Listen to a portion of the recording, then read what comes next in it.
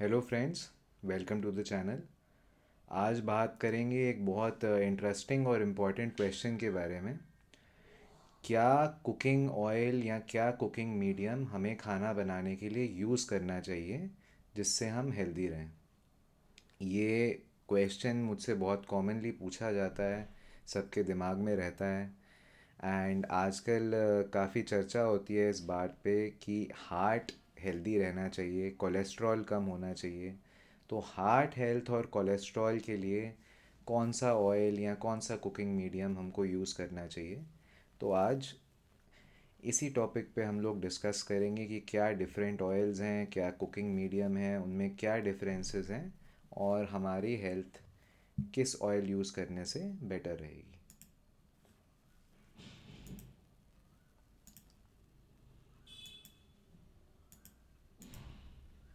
तो सबसे पहले बात करते हैं कि क्या रोल प्ले करते हैं फैट्स या ऑयल्स हमारी बॉडी में।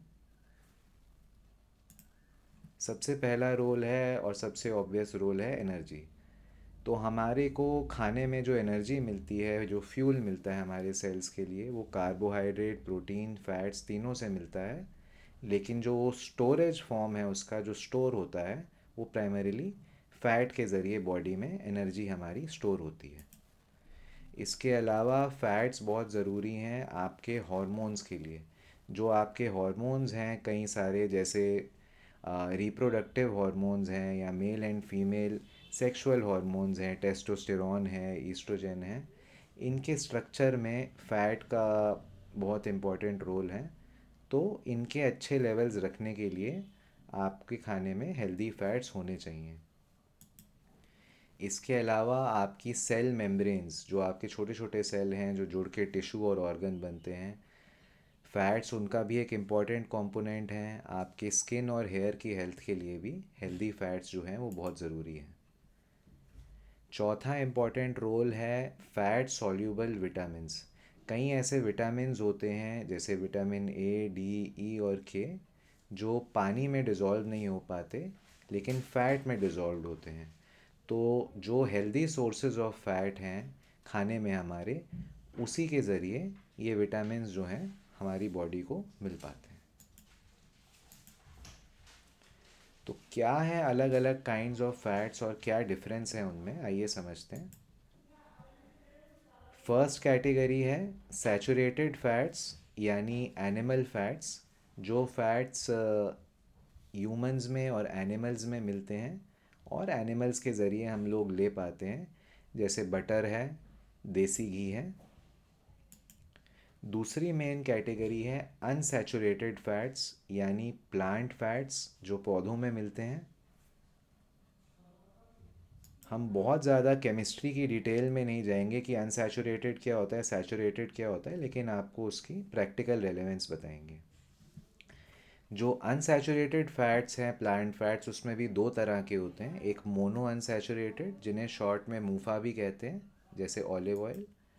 और दूसरे पॉली अनसैचुरेटेड, जिन्हें शॉर्ट में पूफा भी कहते हैं, यानी वेजिटेबल ऑयल्स। जैसे आपके कॉमनली यूज्ड ऑयल्स हैं rice bran oil, canola oil, soya oil, sunflower oil, mustard oil. ये सारे प्यूफा की कैटेगरी में आते हैं। तो आप यहाँ देखेंगे कि मैंने कुछ ग्रीन में लिखे हुए हैं और कुछ रेड में लिखे हुए हैं।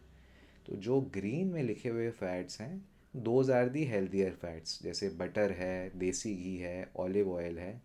और जो रेड में लिखे हुए हैं यानी vegetable oils, those are more unhealthy. वो अनहेल्दी क्यों हैं और ये हेल्दी क्यों हैं, इनके बारे में मैं आपको बताता हूँ। तो ये एक कंपैरिजन टेबल है जिसमें आप देख सकते हैं, हमने लेफ़्ट में गुड ऑयल्स और राइट में बैड ऑयल्स को कंपेयर किया है। तो क्या प्रॉपर्टीज़ हैं या क्या खासियत है जो एक ऑयल को हेल्थ के लिए अच्छा बनाती है। सबसे पहली चीज़, बॉडी के अंदर इन्फ्लेमेशन। इन्फ्लेमेशन क्या होता है, एक सेल के लेवल पे जो भी डैमेज हो रही है या डिज़ीज़ प्रोसेस हो रहा है, उसको हम इन्फ्लेमेशन टर्म साइंटिफिकली देते हैं। तो एक अच्छा ऑयल जो है वो इन्फ्लेमेशन को कम करने का, नीचे रखने का काम करता है। आपने ओमेगा 3 और ओमेगा 6 नाम सुना होगा। तो जो ओमेगा 6 फैटी एसिड होते हैं, इनके लेवल्स कम होने से इन्फ्लेमेशन कम रहता है। तो जो आपके अच्छे ऑयल्स होंगे वो आपके ओमेगा 6 लेवल्स कम रखेंगे, और जो बुरे ऑयल्स होंगे वो इन्फ्लेमेशन बढ़ाएंगे और ओमेगा 6 लेवल ज़्यादा रखेंगे। इसके अलावा जो अच्छे ऑयल हैं वो आपके कोलेस्ट्रॉल पे एक बेनिफिशियल इफ़ेक्ट रखेंगे। एचडीएल यानी हाई डेंसिटी लाइपोप्रोटीन एक ऐसा कोलेस्ट्रॉल होता है जो आपके हार्ट को बचाता है, जिसे गुड कोलेस्ट्रॉल कहते हैं। तो अच्छे ऑयल्स जो हैं वो एचडीएल लेवल को बढ़ाएंगे, आपके हार्ट को प्रोटेक्शन देंगे। जबकि जो अनहेल्दी ऑयल्स हैं वो आपके कोलेस्ट्रॉल लेवल को ख़राब करेंगे, एचडीएल को कम करेंगे, आपके हार्ट को प्रोटेक्शन नहीं दे पाएंगे। तो क्या हैं अच्छे ऑयल्स में ऑप्शंस हमारे पास?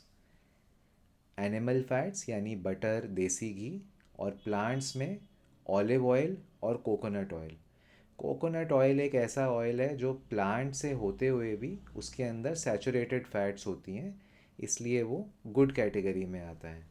जो वेजिटेबल ऑयल्स हैं जैसे राइस ब्रैन, कनोला, सोया, सनफ्लावर, मस्टर्ड ऑयल, ये बहुत पॉपुलर हैं और बहुत वाइडली यूज्ड हैं, लेकिन ये हमारी बॉडी के लिए उतने हेल्दी नहीं हैं। ये इन्फ्लेमेशन इंक्रीज़ करते हैं, ओमेगा 6 लेवल्स इंक्रीज़ करते हैं, एचडीएल पे इनका पॉजिटिव इफ़ेक्ट नहीं होता।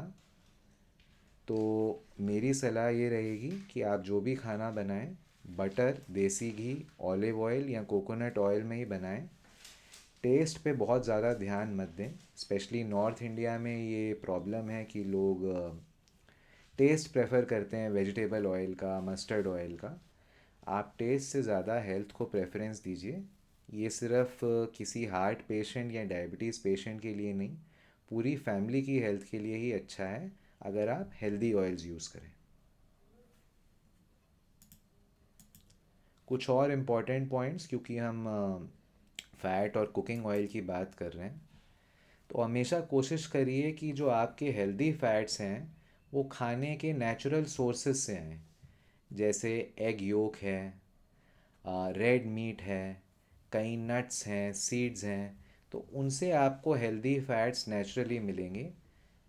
और ज़्यादा ऑयल से फ़ैट्स लेने की कोशिश मत करिए।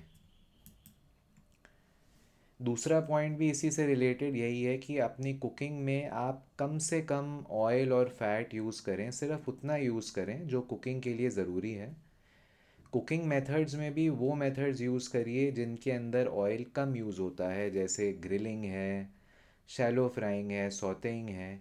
जो ज़्यादा ऑयल रिक्वायरमेंट वाले मेथड हैं जैसे डीप फ्राइंग है जिसमें काफ़ी सारा तेल यूज़ होता है, उसे आप कम से कम यूज़ करिए।